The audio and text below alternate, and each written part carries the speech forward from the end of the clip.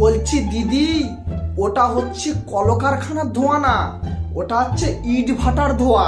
এইটা আমরা জানতাম। যে ইট ভাটার ধোঁয়ায় আমাদের পুরো ওয়েস্ট বেঙ্গলটা পলিউশনে ভর্তি হয়ে গেছে।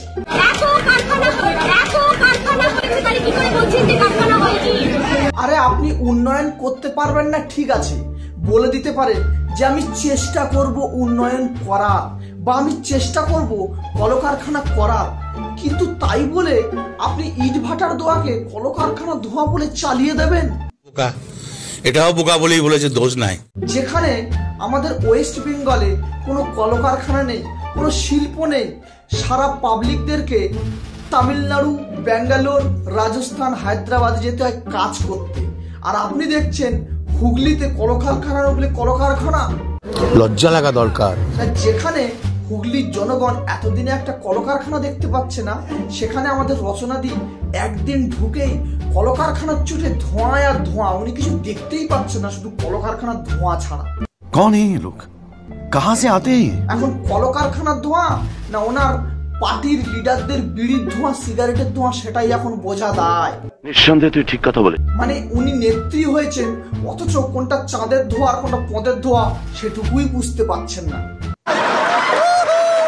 মানে রচনাদির কথা শুনে এটুকু কনফার্ম যে আগামী 5 বছরের মধ্যে হুগলিতে আর কোনো কলকারখানা হচ্ছেই না, কেননা এত কলকারখানা হয়েছে যে তার ধোঁয়ায় পুরো সমাজটা, পরিবেশটা পুরো ধোঁয়ায় ধোঁয়া ভর্তি হয়ে যাচ্ছে, পলিউশন হয়ে যাচ্ছে।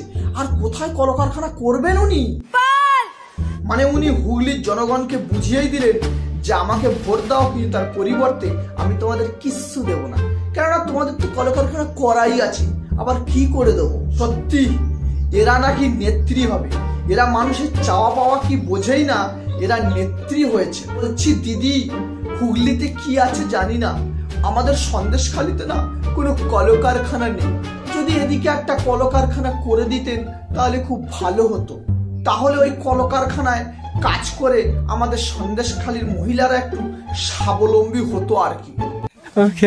কারণ এই 5 বছরে আমাদের নুসরাত দিদি তো শুধু রিলস বানিয়ে গেছেন, উনি সন্দেশখালির দিকে একটুও চোখ দেননি, যার জন্য সন্দেশখালির আর উন্নয়ন হয়নি। কোনোদিন করব না, করতে দেব না।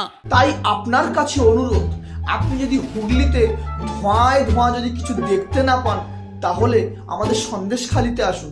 এখানে পুরো পরিষ্কার, কোনো ধোঁয়াও নেই, কোনো কলকারখানাও নেই। তাই যদি দুটো কলকারখানা করে যেতেন খুবই উপকার হতো। कितने तेजस्वी लोग हैं हमारे पास, कितने शानदार विचार रखते हैं जी। আপনাদের মতো নেতা নেত্রীদের সঙ্গে জনগণের পার্থক্যটা কোথায় জানেন? আপনারা উন্নয়নের জোয়ার চোখে দেখতে পাচ্ছেন, আর আমরা দূরবীন দিয়েও খুঁজে পাচ্ছি না, এটাই হচ্ছে পার্থক্য। নিঃসন্দেহে তুই ঠিক কথা বলে। যাই হোক, আপনাদের কাছে আমার অনুরোধ, পশ্চিমবঙ্গে কি আছে আর কি নেই সেটা না দেখে চেষ্টা করুন পশ্চিমবঙ্গে শিল্প বাড়ানোর, কলকারখানা বাড়ানোর। কিভাবে আরো মানুষ কাজের সন্ধানে বাইরে না গিয়ে ওয়েস্ট বেঙ্গলেই থেকে যায়। নিঃসন্দেহে তুই ঠিক কথা বলে। তো বন্ধুরা, ভিডিওটি কেউ সিরিয়াসলি নেবেন না, ভিডিওটি জাস্ট মজার ছলে বানানো হয়েছে, তাই ভিডিওটি দেখবেন আর মজা নেবেন। ভালো লাগলে অবশ্যই একটি লাইক দেবেন, আর ভালো লাগলে একটা ডিসলাইক দেবেন। আর হ্যাঁ, যারা যারা চ্যানেল নতুন অবশ্যই চ্যানেলটিকে সাবস্ক্রাইব করে দিয়ে যাবেন। দেখা হচ্ছে পরের ভিডিওতে। আজ আসি, tata. I got broads in Atlanta, just took the lean in the family, credit cards and the scammers, hitting the licks in the back.